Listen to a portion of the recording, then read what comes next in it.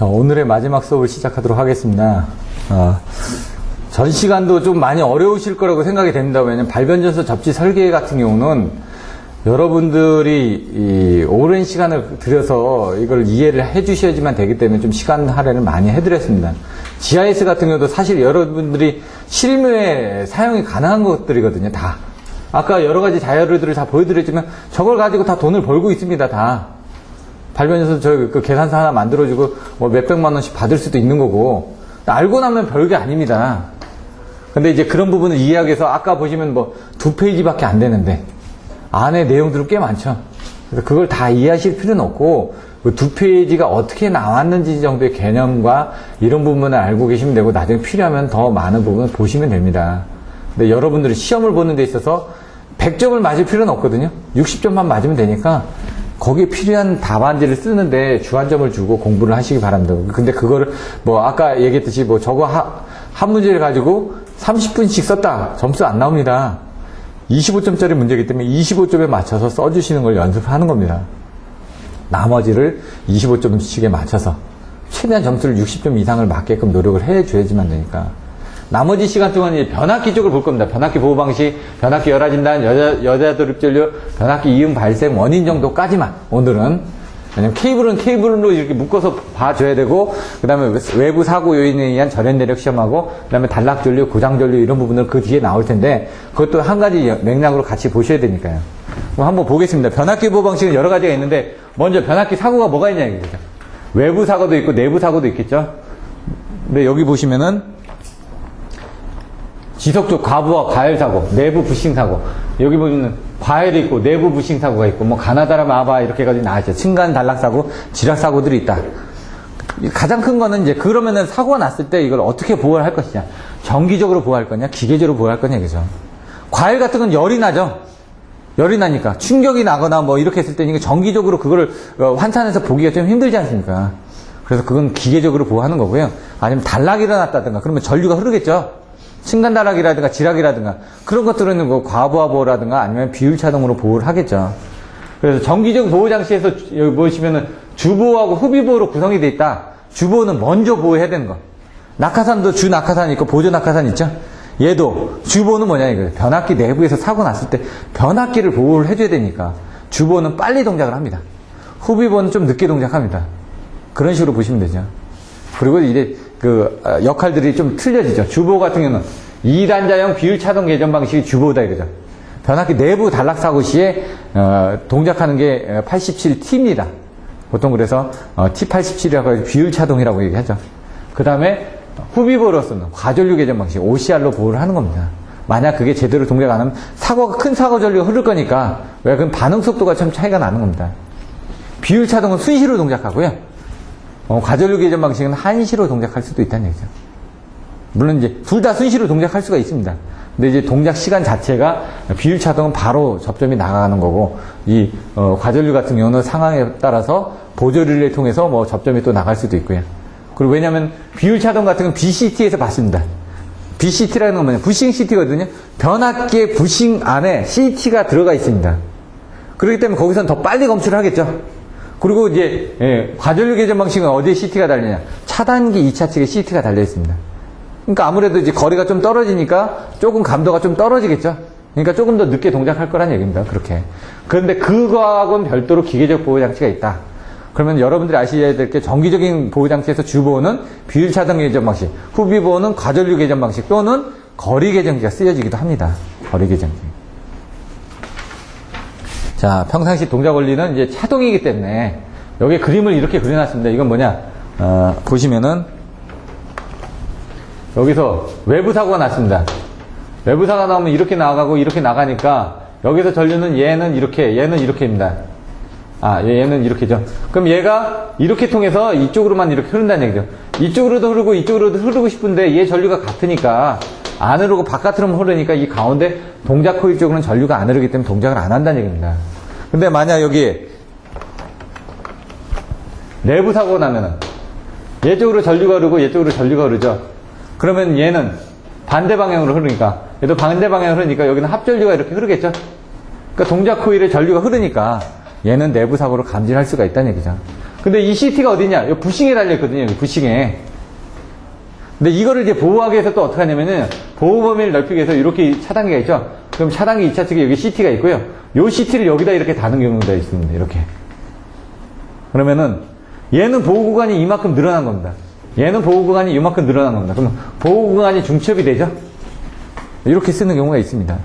이번 시험에 보호 구간에 맹점 나왔죠, 시험. 그게 이겁니다. 왜냐, 여기다 이렇게 부스바에다 놓고, 여기다 CT를 이렇게 놓고, 여기다 CT를 이렇게 놨는데, 얘는 여기까지만 보호하고, 얘는 여기까지만 보호합니다. 그러면, 여기 구간은 누가 보호하라 그러고? 블라인드 포인트라고 해서, 나는 이 구간은 나 안 봐. 이게 보호 맹점이라는 얘기죠. 이번에 시험 나왔던 게. 그래서 그런 경우 어떻게 하냐. 얘는 이쪽으로 가져가고, 얘는 이쪽에서 가져갔으면은, 여기도 다 같이 중첩돼서 보니까 보호 맹점이 안 생기는 거죠. 그런 내용을 설명하는 겁니다, 결국은.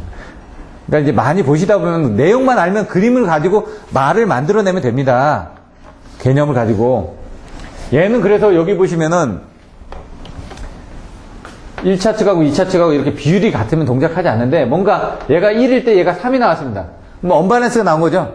그럼 여기 비례되지 않는 이런 언밸런스 구간에 동작하면은 뭔가 이제 차이가 났다는 얘기 아닙니까? 그때는 이제 동작을 하겠죠.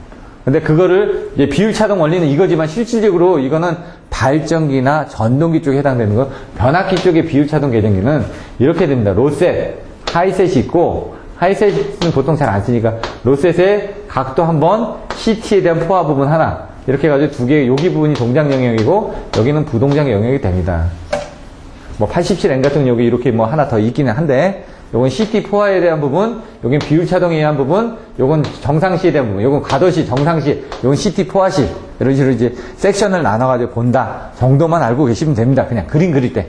상세한 부분은 빼고, 그 정도까지만. 내부적으로 하게 되면 여자 도립전류. 왜? 변압기는 도립전류가 있죠.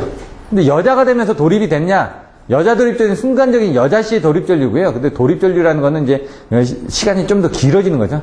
뭐 시간에 따라서 틀려지는 겁니다. 도립전류, 여자 도립전류, 뭐 지속전류, 뭐 이렇게 내용들이 나와 있는데 여자 도립전류, 오동작. 그러면 여기 보시면은 여자 도립전류라는 게 2차 측은 가압이 안 돼 있습니다. 1차 측만 딱 가압을 하는 순간 어떻게 됩니까? 변압기가 이렇게 있을 텐데 2차 측은 부하가 안 걸려있죠. 1차 측에 여기 차단기가 딱 있을 텐데 차단기를 딱 넣습니다. 딱 넣는 순간 얘가 들어가서 여기를 채워줘야 될 거 아닙니까? 채워줄 때 순간적으로 여기까지는 가압을 해줘야 되겠죠. 여기는 이제 부하가 오픈이 안 돼 있으니까, 연결이 안 돼 있으니까, 여기 차단기가 열려있으면 그냥 가압이 바로 되는데, 여기 어떻게 합니까? 차단기를 끄고, 끈 상태에서 가압을 하게 되면 여기서 가압을 하면서 여기까지, 철심이 다 채워질 거 아닙니까? 순간적으로 이 공간을 딱 채워줘야 돼요. 콘덴서 도립전류하고 똑같은 겁니다. 콘덴서도 방전되는 상태에서 딱 집어넣으면 어떻게 됩니까? 얘가 용량이 크지 않습니까? 콘덴서가 배터리니까. 나 이만큼 필요해가지고 갑자기 땡겨가는 겁니다. 그러니까 순간적으로 그쪽에 전류가 많이 흐르죠. 전동기도 똑같습니다. 전동기, 도립전류, 기어전류 얘기하죠. 기동전류. 네. 순간적으로 얘가 전동기가 돌아야 되니까, 얘가 순간적으로 많은 걸 끌고 갈 거 아닙니까? 근데 이제 보통 기동전류는 자기 전격전류의 4배에서 뭐 8배 사이가 나타난다. 그러면 그 기동전류를 많이 끌고 가니까 모터가 용량이 큰 게 있으면 얘네들이 약할 거 아닙니까? 힘이. 그러니까 깡패가 물 다 가져가는 거죠. 그러니까 나는 물 먹을 게 없는 겁니다. 그러니까 전압이 뚝 떨어지니까 깜빡깜빡거리죠. 전류로 얘기를 한다면은. 얘들도 순간적으로 얘가 이게 여기를 채워주기 위해서 뭔가 들어가다 보니까 평상시 때 쓰던 전류보다 큰 전류가 들어간다 얘기죠. 그래서 그걸 여자 도립전류를 하는 거죠. 여자를 시키기 위해서 하는 부분. 도립전류나 똑같은 거죠. 순간적으로 들어간다 이거죠. 그러다 보니까 여기에는 OCR 계전기가 뭐 50A로 세팅되어 있다. 근데 순간적인 도립전류가 100A, 120A가 흐를 거 아닙니까? 그럼 OCR이 동작하면 안 되니까 그때는 변압기를 가압했을 때는 시간 딜레이를 주는 거죠. 그래서 그걸 이제 트감고비로 이제 여러분들 알고 계시죠? 트감고비. 트림 락법, 감도조합법, 고저파 억제법, 비대칭파 저지법. 트림 락법은 도립되는 시간이 얼마나 기는가요? 변압기 딱 키면은 웅 하고 있다가 조금 있으면 쭉 들어집니다. 웅 하고 이렇게.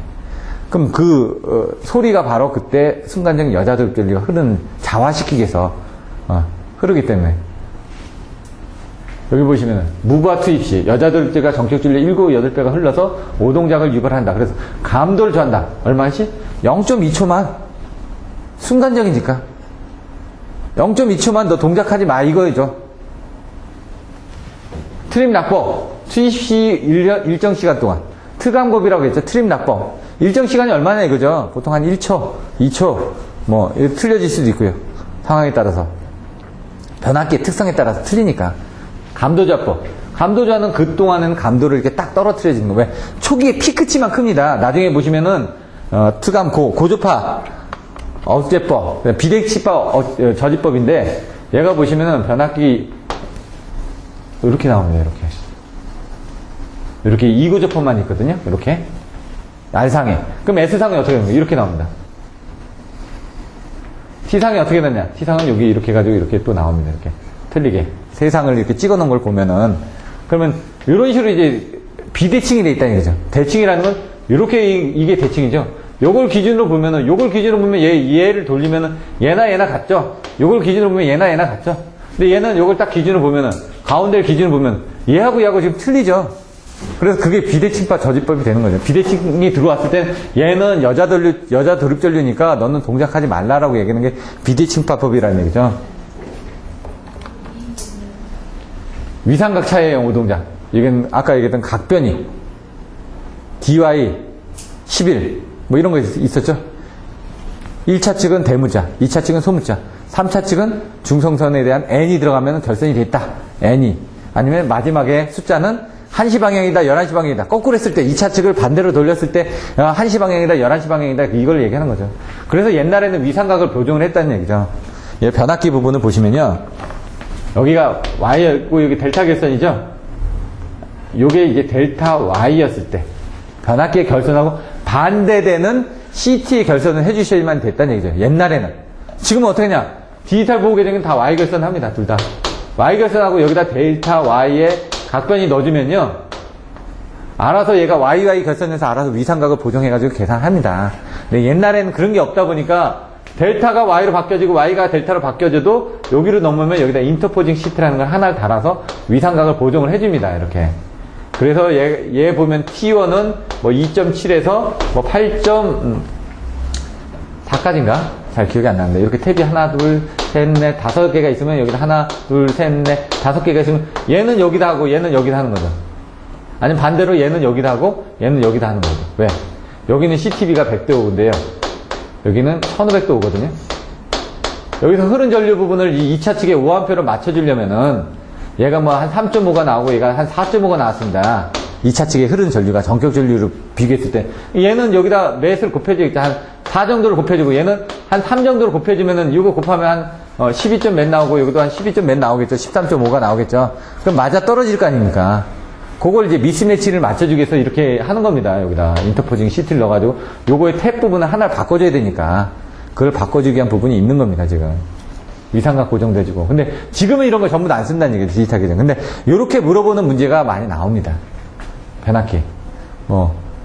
요 바로 전전에서도 나왔습니다. 25점짜리로. 거의 한 2-3년 주기로 변압기 보방식이 나옵니다. 중요하니까. 여기 그겁니다. 위삼각을 보정해준 게 CT의 결선이 그렇게 됐을 때. 고조파 등에서도 오동작을 하거든요. 그래서 이런 것들을 아까 얘기했던 트감고비, 트림 낙법, 간도조합법, 고조파, 억제법, 비대칭파 저지법 나왔죠. 고조파에 대해서 되니까 고조파 필터 등을 이용해서 보상 CT, 아까 전류 브리치가 있으니까 인터포징 CT라고 했죠. 그걸 이용해서 보상을 해준다. 계산하는 수식들도 나와 있고요. 근데 이게 앞으로 가버렸네. 자, 발전기 변압기.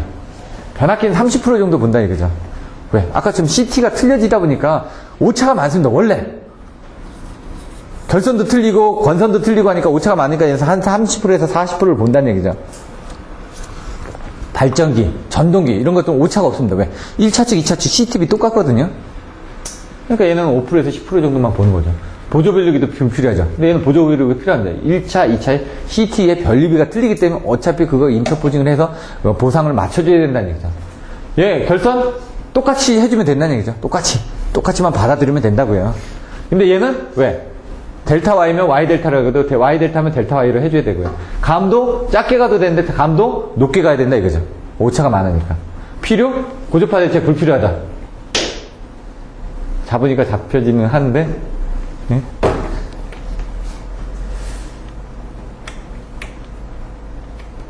감도조합법, 뭐 고주파 억제법 이렇게 나와있죠. 부싱 시트를 쓰거나 건선형 시트를 쓰는데 발전기는 다 부싱을 씁니다. 왜냐면 발전기 모선이 커가지고요. CT를 걸 데가 없습니다. 발전기에서 아까 IPV 나오고 하는 부분 5,000A 이렇게 되는데 거기다 어떻게 CT를 겁니까? 그러니까 부싱 자체 안에다 CT를 넣어주지 않으면 안 되기 때문에. 근데 변압기 같은 경우는 부싱 안에 CT 들어 있습니다. 근데 그걸 쓰시는 경우도 있고 밖에 있는 걸 쓰실 수도 있고 그런 부분들이 있다는 얘기죠. 그러면 고압은 부싱을 쓰는데 저압축 같은 경우는 이제 권선형을 보통 쓴다는 얘기죠. 부싱으로 쓰기에는 이제 저압은 이제 또 용량이 또 크다 보니까 부스바로 그냥 날아가거든요. 그래서 거기다가 이제 권선을 이용해가지고 쓴다 이거죠. 관통용 CT 같은 거 쓰시려면요, 이거 관통을 해야 되죠. 그러니까 CT비가 어느 정도 이상이 돼야 됩니다. 우리나라 기준으로 봤을 때. 네. 그만큼 기술이 안 되기 때문에 관통을 하려면 여기 몇 대 몇이 돼야 되는데 30대 1짜리 이런 거 관통용 CT 못 만집니다. 네. 권수비가 작다는 얘기는 얘가 권수비가 작다는 얘기는 외부에서 어떤 힘이 들어오게 되면 그 힘이 전달되는 부분도 이렇게 작다는 얘기거든요. 그러면 이제 감소되는 부분이 작다는 얘기입니다. 전달하는 그 전달함수가 얘가 30이 들어오면 여기 1이 들어온다. 여기 3000이 들어오면은 이 값이 이제 또 틀려지겠죠. 그러니까 뭔가 에너지가 들어왔을 때 2차 쪽으로 넘겨주는 팩타가, 안전 팩타가 작다는 얘기입니다. CTB가 작다는 거는. 그러면 사고가 났을 때 2차 쪽으로 넘겨주면 얘가 2차 측이 좀 더 튼튼하게 만들어줘야 될 거 아닙니까? 그러니까 그런 것들은 그렇게 튼튼하게 제작을 못 한다는 얘기죠. CTB가 크면은. CTB가 작으면. 그래서 어느 정도 된 것만 CTB가 좀 큰 거는 어차피 변환되는 팩타가 있으니까 2차 측이 조금 더 튼튼하게 만들어질 수 있겠죠. 왜냐면 감소 개수가 많으니까. 그래서 그런 것들도 이제 그 기술에 따라서 틀려진다는 얘기죠. 권선형을 쓸 수 있는 거, 부식형을 쓸 수 있는 거, 아니면 관통형을 쓸 수 있는 거, 이런 것들이 다 상황에 따라서 틀려진다는 얘기입니다. 후비보는 뭐라고요? OCR 또는 거리 계정기. 주보가 비율차단 계정기. 기계적 보호와 장치. 부충 방위권, 키워드. 여러 번 말씀드렸죠? 한 1년 정도 하신 분은 저한테 한 100번은 들었을 겁니다. 100번은. 100번. 근데도 안 나오면 안 되죠? 예. 한번, 나머지 한 4개월 남았거든요. 지금 16회 정도 나왔습니다. 16회. 제가 딱, 4달. 좀 4달은 아니지만 4달 정도 나왔습니다. 왜? 지금 뭐 10월달, 11월달, 12월달, 1월달, 4달 남았지 않습니까? 그동안에 이 부충강원은 제가 당자마건에 최소 10번은 듣습니다. 최소. 잘 나오는 거는 또 반복도 해드릴 거니까, 왜? 수업 중에도 보통 5번은 듣지 않습니까? 변준소 가면 또 할 거거든요? 또 그 다음에 또 나가면 또 나옵니다, 지금. 여러 가지가. 자, 부충 방향에서 부가 뭐냐? 부홀즈. 변압기 위에 보시면 아까 제가 잠깐 설명드린 콘서베이트 위쪽으로 관이 가는데 거기 네모나게 박스가 나와 있다고 그러죠. 사진 찍어 놓은 것들도 있는데 거기 보시면 딸랑딸랑 반 종짜리가 있습니다. 이렇게 실제로 이렇게 돼 있습니다. 종이 이렇게 4개가 붙어 있는데 옆으로 이렇게 붙어 있거든요. 여러분들이 보시면 안에 그리고 이제 그 오일이 채워져 있습니다. 그럼 여기 오일이 이렇게 채워져 있다는 얘기죠. 이렇게 채워져 있는데 아까처럼 사고가 나거나 그러면은 부글부글 먼저 가스가 일어나겠죠. 가스가 일어나면 가스에서 이렇게 올라오면은 여기 밀어주겠죠.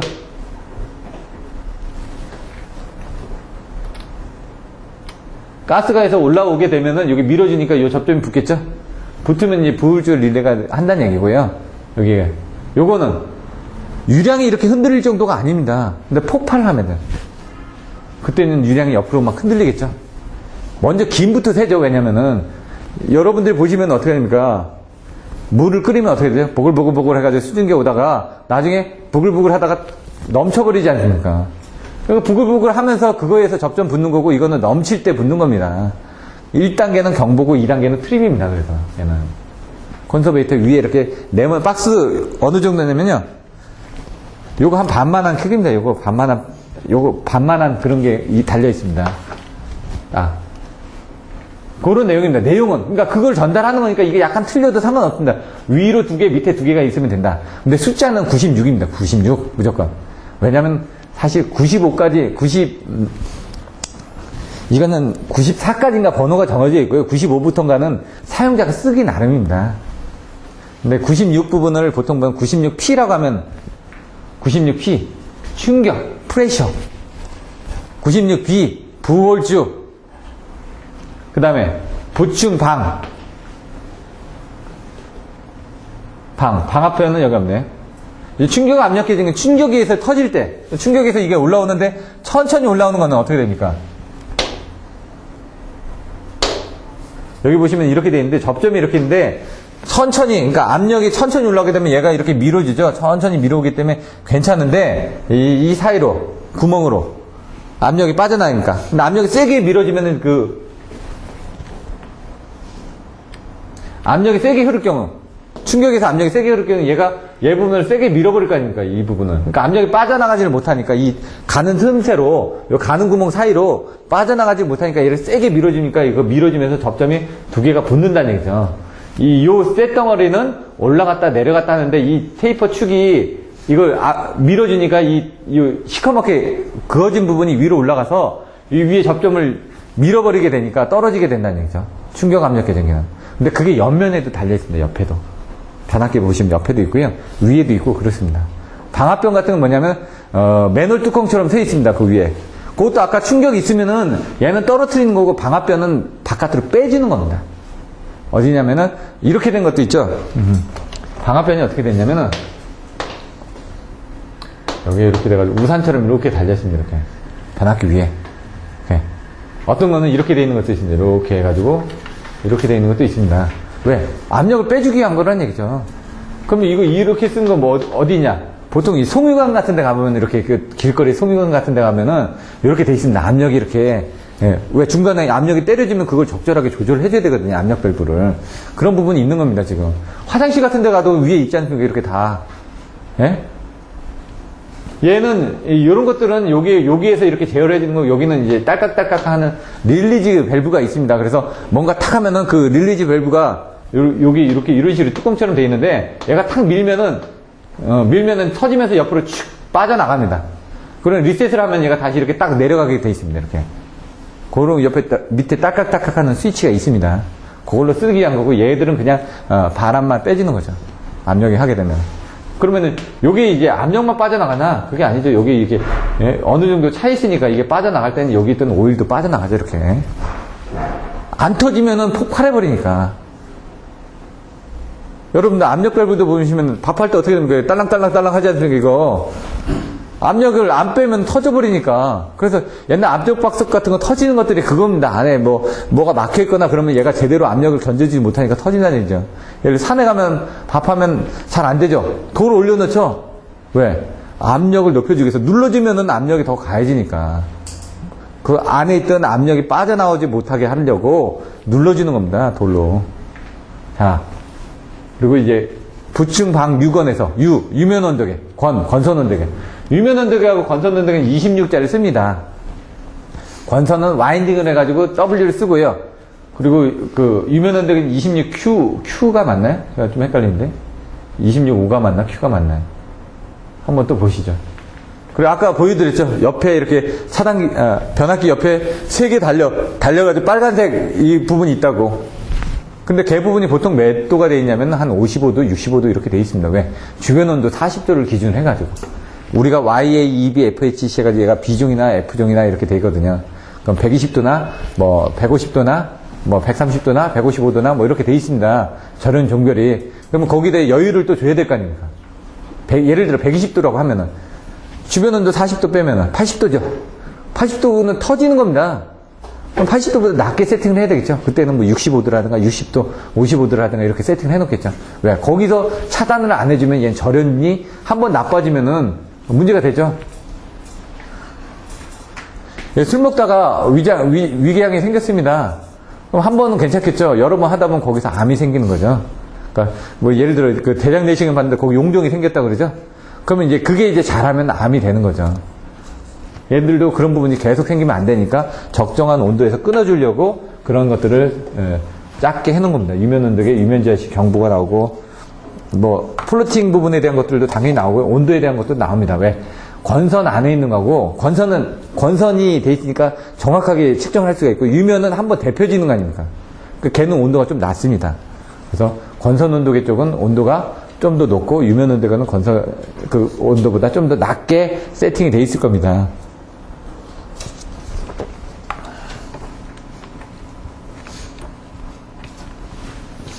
변압기 보호 방식, 변압기 열화 진단.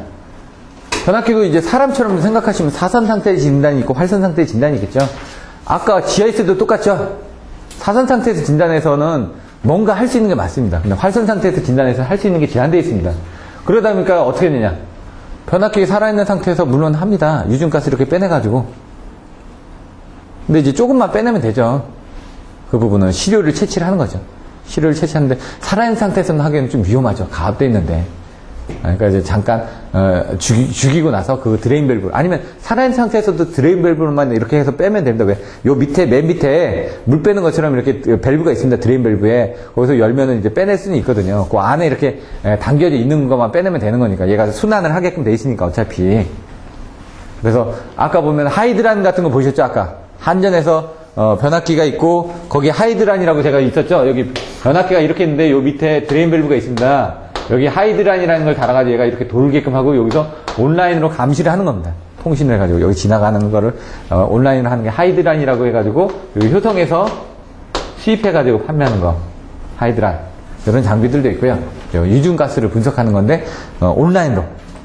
근데 여러분들이 하는 거는 오프라인으로 하죠. 그러니까 유증가스를 이렇게 떼내가지고 여러분들이 검출을 해서 본다는 얘기죠.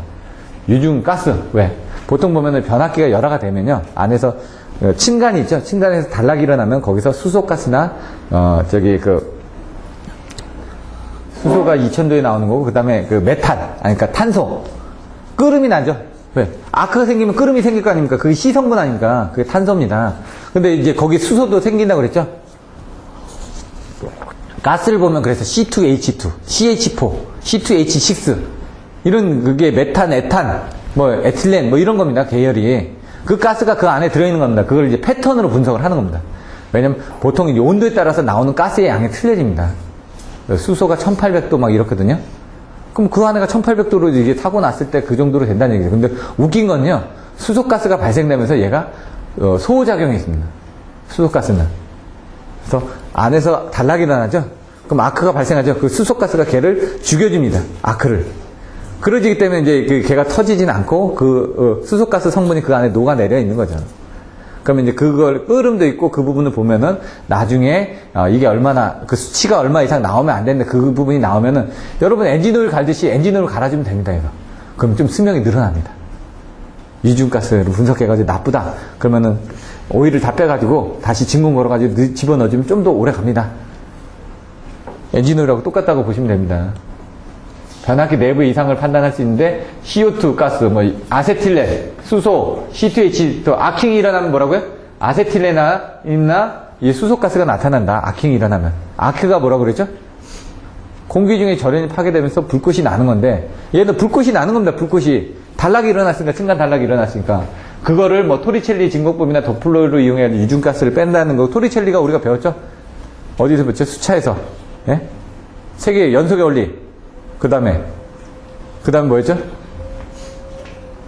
연속 원리 다음에 갑자기 생각이 안 나네. 토리첼리가 세 번째인데 두 번째가 뭐였죠? 예? 아 베르누의 정리. 토리첼리의 정리. 아 토리첼리는 이제 또 H1하고 H2로 했던 그 부분이니까 도플러는 이제 관입니다. 관에서 이제 도플러라는 사람이 만든 관인데 그건 이제 뭐 검색을 해서 보시면 되고요. 하여튼 진공관에서 압력을 이용해서 이렇게 빼낼 때 쓰는 것들을 이제 도플러관이라고 얘기를 합니다. 가스 뭐 분석 방법이 있고 부분방전 측정법인데 얘가 변압기에서 부분방전이 일어나는 걸 측정을 하고 싶은데요. 그런 때는 어떻게 하냐면 보통 변압기는 중간에 접지선이 이렇게 몸체의 접지선이 바닥으로 떨어져 있습니다. 네, 그냥 콘크리트 덩어리에다가 밑에 이렇게 그 변압기를 댈 자리에다가 이렇게 쇠로 해가지고 힘 받는 부분을 해놓고 그 위에다 변압기를 올려놨거든요. 그럼 고기 부분이 다 접지가 돼 있습니다. 쇠덩어리가 있기 때문에. 그럼 그 접지선에 이렇게 램케 장비들이 있습니다. 캐나다의 그 램케인데 제가 썼던 건 LDP5라는 장비가 있거든요. 램케, LDMK24의 LDP5라는 장비를 썼습니다, 저는. 그러면 여기다 이렇게 해가지고, 이렇게 된 장비를 갖다 댑니다. 갖다 대면은 여기서 이제 피코크롬으로 측정이 됩니다. 그러면 이제 미수한, 아까 정전 윤량이 빠져나가는 겁니다. 근데 피코니까, 피코는 몇 승이죠? 10에 마이너스 12승인가요? 12승인가요? 아마 그럴 텐데. 9승인가 12승인가 헷갈리네. 한번 찾아보시면. 9승이 나누면 피코가 12승입니다. 12승의 그 전류를 가지고 해서 기준이 뭐 50 피코쿨럼 이런 정도밖에 안 됩니다. 그 정도 이상이 되면은 뭔가 전하가 빠져나가는 겁니다. 왜? 사고가 났으니까 누설되는 부분이 바깥으로 빠져나가는 거니까 외부로. 그 양을 측정하는 겁니다. 부분 방정이라는 거. 왜? 주기적으로 뭔가 생기니까 나가는 거죠. 그런 방법이 있고요. 여기에다가 이렇게 쓰는 방법이 있고, 여기에 이렇게 돼 있는 걸 갖다 대는 방법이 있고요. 아니면은 여기다가 이렇게 CT를 거는데, CT가 가운데가 이렇게 끊어져 있는 CT가 있습니다. 그 로고스키라는 사람이 발명한 로고스키 코일이라는 게 있거든요. 그럼 그 접지선에다 이렇게 꽂습니다. 꽂으면 얘는 CT니까 여기 흘러가는 부분을 측정을 해가지고 전류를 측정해가지고 보는 부분이 있습니다. 로고스키 코일이 바로 그냥 반이 잘라진 코일입니다. 그냥. 그래서 붙이면은 붙는 거죠. 그런 것도 어떻게 하냐. 접지장 측정할 때 있습니다. 후쿠원법이라고 이제 나오는 것들이 뭐냐면은, 철탁 같은 건 접지장 측정할 때 어떻게 하냐. 전봇대 접지장 어떻게 측정합니까? 땅 밑에 이게 저 콘크리트 돼 있는데 어디다 접지 저항을 박냐 이거죠. EPC를 박아야 되는데 어디다 박냐죠. 빌딩에 접지장 측정하고 싶은데 어디다 박냐 이거죠. 다 이게 땅인데 땅 속으로 들어가서 땅을 구멍을 뚫어가지고 땅굴 합니까? 안 되죠. 근데 후쿠원법이라고 해가지고 두 개의 이걸 가지고 이제 그 하는 법이 있습니다. 그것도 이제 그 바로 로고스키 코일을 이용한 겁니다. 그냥. 접지선 전류법. 로고스키 코일을 설치하여 접지선에 흐르는 펄스 전류 측정한다. 이런 방법이 또 있다. 요 밑에는 이제 가려졌는데 보시면은 이중가스 분석법 여기 나왔죠? 요 두 개. CO2보다는 이제 C2H2. 그 H2 이런 것들을 가지고 이제 본다는 얘기고. 부분 방정이 초음파도 있다고 그랬죠? 초음파는 어떻게 하냐면요. 네 면에다가 A 센서를 답니다. 그럼 변압기는 네 면이 다 있을 거 아닙니까? 그럼 여기 4개를 달면 위치가 추적이 됩니다. 우리가 위치를 추적할 때 하는 건 3개 이상만 되면 위치를 추적할 수가 있습니다. 안테나도 3점만 있으면 어디쯤은 아는데 얘는 4면을 달기 때문에 대충 요쪽이다 압니다. 저 반대쪽에다 달면 요쪽이다 알죠? 여기도 또 달면은 요쪽이다 나옵니다. 그러면 3면만 있으면 3면에 4개씩 달았으니까 어느 정도 대충 위치가 나온다는 얘기죠. 그걸 가지고 나중에 오버를 할 때 뜯어가지고 보면은 그쪽에서 문제가 생기더라. 이 얘기입니다. 유전정적, 변압기에서 쓰는 가장 오래된 진단법인데 이건 사선 상태에서 진단을 합니다, 보통. 그래서, 왜냐면 이거는 100년 동안의 데이터가 있습니다, 변압기가. 100년 동안 데이터가 해가지고 한 0.18, 0.28, 0.38 뭐 이런 식으로 해가지고 어떤 수치가 있는데 변압기 제작사가 그걸 다 가지고 있기 때문에 요 정도 신품 변압기가 한 0.5인가 나와야 되는 걸로 알고 있거든요. 그래서 그 수치가 변동이 되면은 얘가 절연히 나쁜 거죠. 처음에 그 제품을 설치하고 나서 탄델타라고 얘기합니다. 유전정적 시험을 합니다. 성극비도 보고, 그 다음에 CT의 그 각변이도 보고 다 봅니다. 이런 것들은. 용량 큰 것들은 현장에 와서. 변압기 탄델타는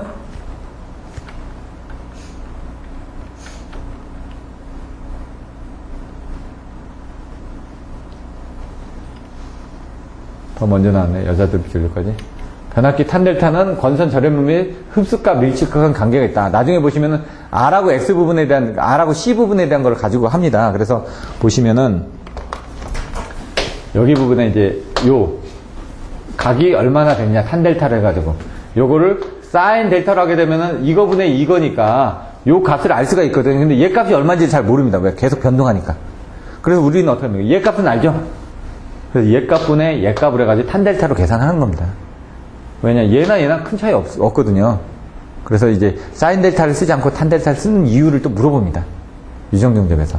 그런 내용들을 또 보시면 될 거고. 얘를 이제 그리게 되면 이렇게 이제 그립니다. 이렇게 C로 해가지고 두 개를 그리는데 얘가 맞으면은 갑자기 생각했네. 이게 1996년도 거하고 2000년도 게인데 한전에 변압기 열화 측정 기준서가 있습니다. 이게. 그걸 보면은 기준들이 나와 있습니다. 제가 3가지 장비를 써봤거든요. 탄델타는. 그래서 M4000하고 4100 장비들을 써봤고, 다른 거 하나를 더 써봤거든요. 그거는 이제, 기계식으로 된 것도 있고요. 그 다음에 탄델타가 이제 도불에서 나온 게 있고, 다른 게 있습니다. 저는 이제 도불 것만 3개를 써봤는데, 다른 것들도 내용은 똑같습니다. 도불이라는 회사에서 만든 겁니다. 1900년도부터 만들어가지고 했기 때문에 지금 100년이 넘는 백데이터가 있기 때문에 가장 많이 쓰여진데 장비 가격이 보통 한 1억 5천 정도 합니다. 별거 없는데. 전압부하고 뭐 이렇게 돼 있는데 대신 안전장치는 뭐 2개 다 눌러야 되고, 그 다음에 뭐, 그 온도 센서 있고, 뭐 경광등 있고, 뭐 이런 부분들이 있습니다. 예. 해보면 뭐 별로 어려운 건 없습니다. 변압기 열화 측정 기준서라고 해가지고, 나와 있는 게 있습니다. 적외선 진단기에서 열화상으로 이제 측정하는 부분이 있다. 이런 내용들이고요. 여자 전류는, 여자를 시킨 데 필요한 전류, 여기 있죠. 변압기 2차 측을 무부하 상태로 전압만 인가했을 때 1차 측에 흐르는 전류를 말하고 그걸 무부하 전류라고 얘기한다. 여자 전류라고 한다. 근데 그 여자 전류가 순간적으로 들어가는 순간이 여자 도립 전류죠. 네. 여자가 돼 있는 상태에도 항상 2차 측만 오프를 해놓으면 얘가 항상 이걸 가압을 돼 있으니까 그때 뭔가 순간적으로 계속 가압을 해줘야 될 거 아닙니까? 전기라는 건 계속 유지를 할 수가 없으니까. 그래서 계속 가압을 해주는 게 여자 전류고요. 순간적으로 들어가는 게 여자 도립 전류죠. 여자 전류를 흘릴 때 순간적으로 들어가는 게 여자 도립 전류라는 얘기죠. 여자 전류는 철심 내 자석을 발생하기 위한 자화 전류와 히스테리시스본, 와르손, 뭐 철선을 공급하기엔 전류의 합계다. 그러니까 변압기를 보시면 이제 손실이 2개가 나옵니다. 부하선이냐, 무부하선이냐. 얘가 무부하선이라는 얘기죠. 무부하선. 부하가 안 걸렸을 때 여자 도립 전류에 흐르는 손실이니까. 부하선은 2차 측이 연결되고 나면 이제 부하선이 생깁니다. 그때 뭐냐? 부하선 동선입니다. 동선. 네. 동을 쓰니까 2차 측까지 쓰니까 케이블이 연결되어 있지 않습니까? 케이블에서 생기는 선이니까 동선이라고 생각하시면 되죠. 부하선. 철선은 철심에 자화를 시키기 위해서 하는 게 철선이라는 얘기죠. 그래서 여기서 아몰퍼스 변압기냐 아니냐에 따라서 그런 부분들 틀려진다고 그랬고, 히스테리시스톤, 와류선은 뭐죠? 철심이 이렇게 짜게 되어 있는데 거기서 이렇게 도는 게 와류선이라고 그랬죠? 그래서 철심을 성층을 하게 되면 와류선이 줄어드니까 그렇게 한다고 돼 있고, 히스테리시스톤, 그거는 BH 여자 커브에 의해 가지고 히스테리시스 곡선에 의해서 손실이 생기는 게 보자력에 가지고 나와있지 않습니까? 기본적으로 돌고 나면은 0으로 돼야 되는데 안 되고 뭔가 남아있죠, 자석이. 그래서 그것 때문에 영향을 미친다고 그랬죠. 그래서 히스테리시스, 그것 때문에 이제 손실이 생기는 거고요. 여자 전류의 파형은 철심의 자기포 현상, 히스테리시스 현상 때문에 외형파로 나온다 이거죠. 아까처럼 이거 보시면 잔류자기가 이렇게 나왔더니, 우리가 보시면요, 얘가 이렇게 가죠. 그럼 이쪽으로 갑니다. 그럼 이렇게 가서 이게 또 이렇게 돌아와야 되는데 이게 안 돌아오고 이렇게 간다는 얘기죠. 그러니까 얘가 뭔가 이렇게 가면은 0인 지점으로 와야 되는데 0인 지점이 아니라 요 지점이나 요 지점으로 가서 하기 때문에 내가 뭔가 나갔다가 돌아올 때는 자기 지점으로 와야 되는데 자기 지점을 안 하고 여기에 자석이 요만큼 나와있다는 얘기죠. 여기 보자력 요만큼이 남아있다는 얘기죠. 뭔가 끝났는데 내가 앞쪽으로 뭔가 이게 BH 커브에서 H 커브에서 요게 자석 밀도가 이렇게 늘어났다 자석 밀도가 줄어들었습니다. 에너지가 없잖아요. 에너지가 없는데 얘는 이만큼의 히스테리시스가 남아있는 겁니다. 그러니까 얘 부분에서 뭔가 손실이 일어나는 게, 얘도 반대로 돌아갔을 때. 왜 이렇게 그러냐? A씨가 이렇게 왔다 갔다 하니까 요때 나타나는 게 여기 부분이고요. 요때 나타나는 게 요 뒷부분에 대해서 나타나는 겁니다. 그래서 얘가 왔다 갔다 하면서 그림이 계속 반복이 돼도 처음에 가압할 때만 이렇게 되고 그다음부터 얘가 이렇게 왔다 갔다 한다. 그래서 여기에서 BH 커브라고 해서 여기 자석 밀도에 대해서 여기 H, 히스테리시스가 나오니까 여기 손실이 있다. 그럼 거기에 이런 그림 하나 그려주시는 겁니다, 그냥. 히스테리시스선이 뭐냐? 그림 그려주시는 거죠, 뭐, BH 커브 해가지고. 그럼, 이 사람이 좀 아는구나. 왜? 말로 설명하기 힘들지 않습니까? 와류선 뭐냐? 그림 그려주시는 겁니다. 어떻게?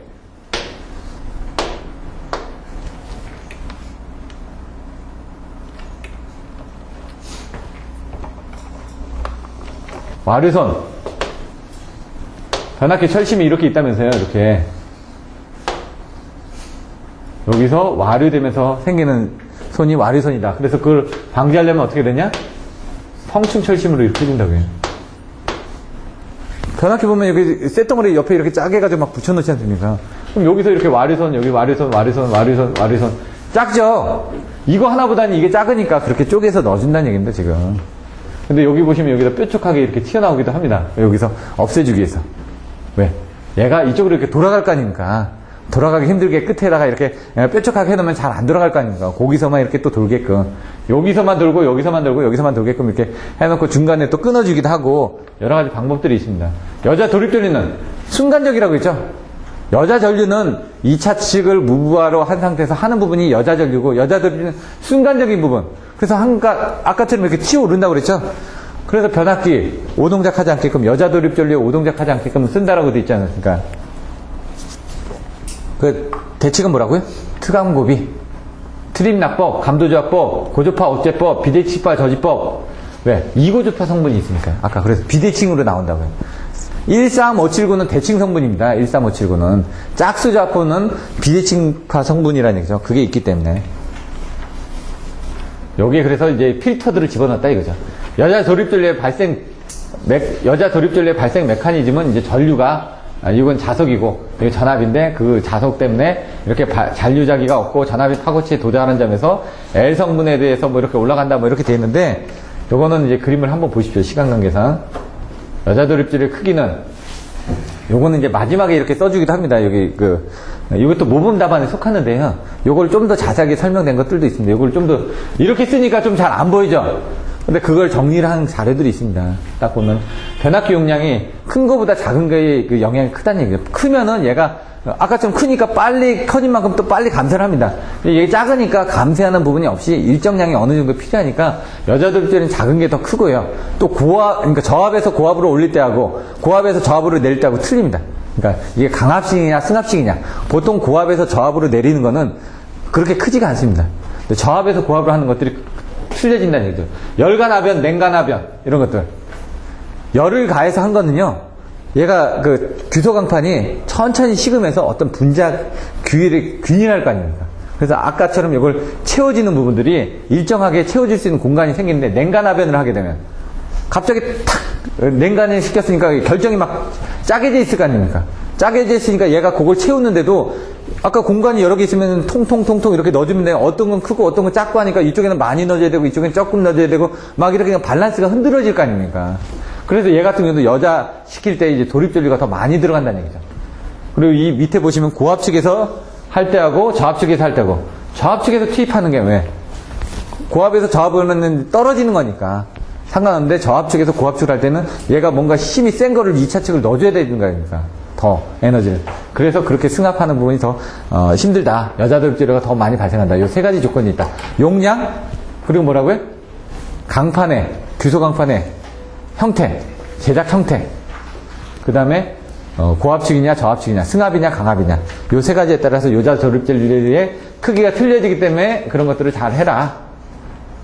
삼상에서 여자 조립전류는 뭐 이렇게 돼 있다 하는데 이거 델타에서 Y에서는 3분의 1이 순환한다고 돼 있죠. 그 전에 얘기했던 것처럼 뭐 이 부분은 보시면 될 것 같고요.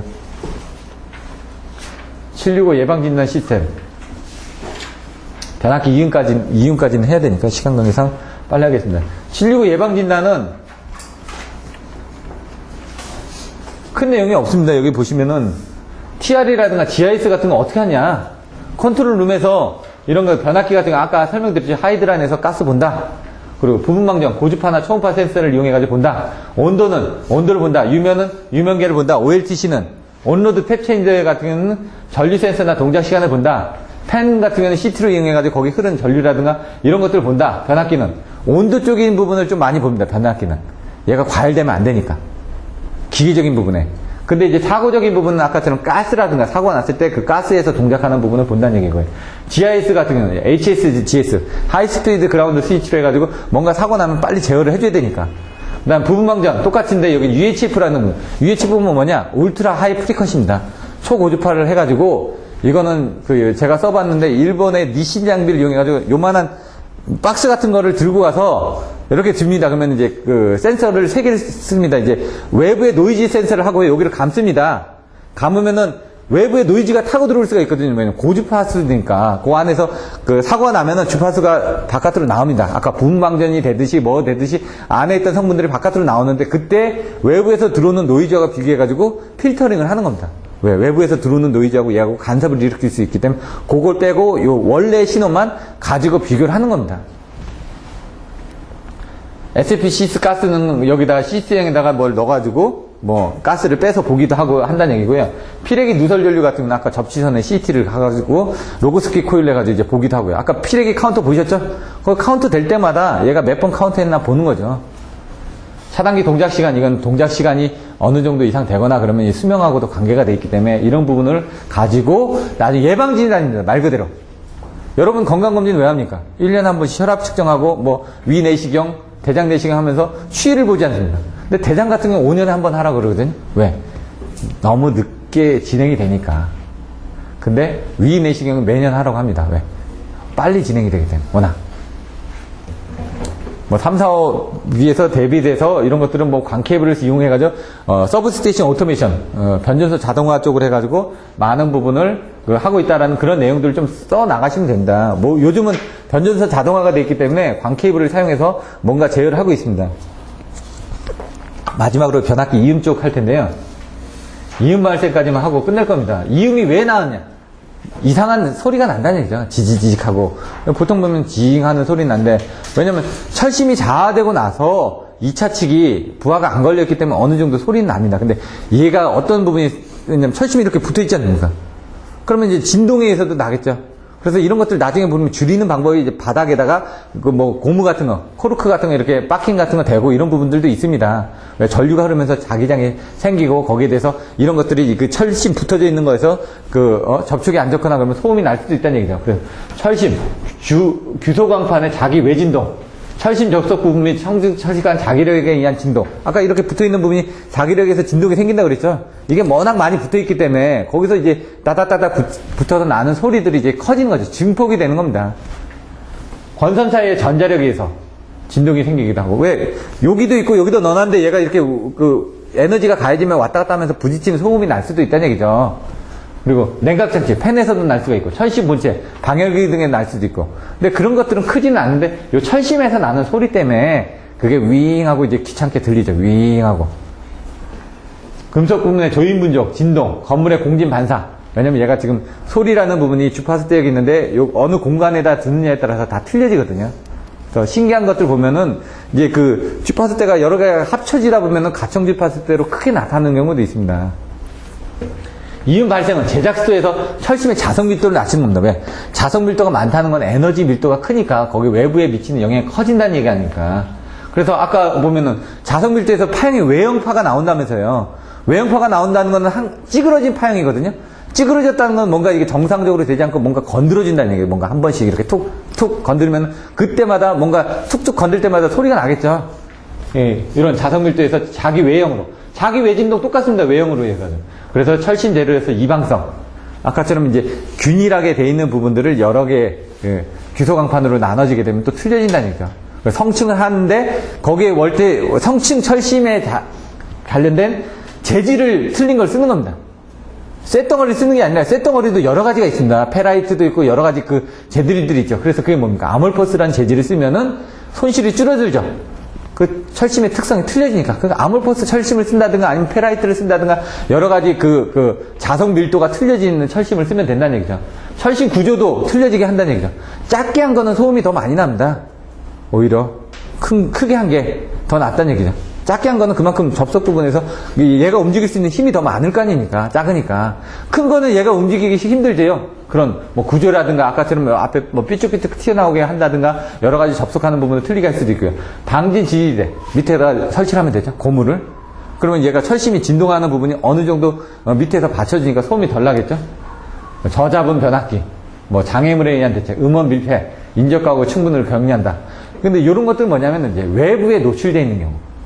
변전소 보면 아까 다 외부에 노출되어 있는 상태에서 중간에 콘크리트 대만 있었죠. 그건 뭐냐. 폭발했을 때 옆에 영향을 미치지 말라고 콘크리트 대를 대준 거지 그게 음원 차단은 아니라는 얘기죠. 근데 여러분들이 계시는 이제 그 변전소에는 몰드 변압기가 있습니다. 몰드 변압기가 외부에 판넬을 해가지고 안에 넣어놨지 않습니까? 그럼 밖에서 보면 웅 하는 소리가 잘 안 들립니다. 문 열면 웅 하는 소리가 많이 들린다는 얘기죠. 그렇다고 한전 변전소를 다 차표를 해줍니까? 그러긴 또 힘들죠. 유지보수하기도 힘드니까. 개전기, 뭐, 넣었다 뺐다 할 수도 있고, 관리하기도 편해야 되니까, 사고 심한. 그리고 이제 변전소 자체가 어느 정도 다 떨어져 있습니다. 인적가옥에서. 이번에 여고생 살인사건 났던 데도 바로 그 동설변전소 들어가는 그 육교 그 앞에서 살인사건이 났더라고요, 보니까. 들어가는 그 진입도를 보니까. 뭐, 인적가옥과 충분히 격리한다 해가지고, 이 내용들이 나와 있습니다. 간단하게. 근데 요것도 25점짜리로 나온 적이 있습니다, 요것도. 그러면은 이제 이걸 25점짜리 쓰려면 어떻게 되냐. 이제 관련된 문제들을 보시면 여러분들 쓰실 수 있으니까. 나머지 이제 케이블의 열화진단은 지금 좀 시간이 많이 지나가지고요.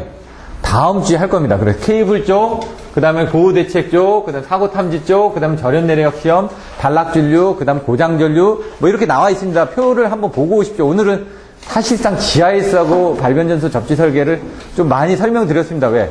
그만큼 중요하니까. 나중에 나왔을 때 발변전소 접지 설계는 여러분들 이해가 잘 안 되기 때문에 시간을 할애한 거고요. GIS는 여러분들이 이제 나중에 변전소 쪽에 가서 보실 때 좀 더 이해가 되시라고 설명을 드린 겁니다. 네, 나중에 보시고 또 부족한 부분은 좀 질의를 하시면 거기에 대해서 다시 답변을 드리겠습니다. 그럼 다음 주에 뵙겠습니다. 수고하셨습니다.